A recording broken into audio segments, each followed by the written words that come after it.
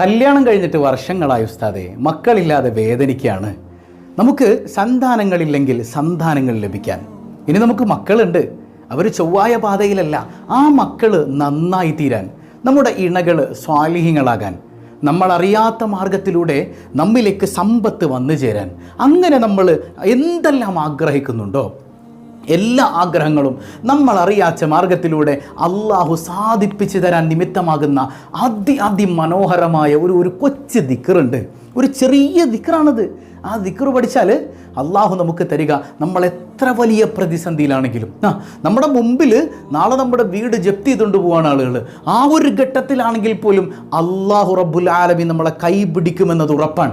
ജീവിതം തകർന്നു പോകുന്നുള്ള ഘട്ടത്തിലാണ് നിങ്ങളുള്ളതെങ്കിലും ഈ ദിക്റ് കൊണ്ട് നിങ്ങൾക്ക് കരകയറാൻ പറ്റും ഇൻഷാ അള്ളാഹ്. അതുപോലെ എത്ര വലിയ ആഗ്രഹം നിങ്ങളുടെ മനസ്സിലുണ്ടെങ്കിലും കൽബറിഞ്ഞ് ഈ ദിക്റ് ചൊല്ലിയാൽ അള്ളാഹു കൈപിടി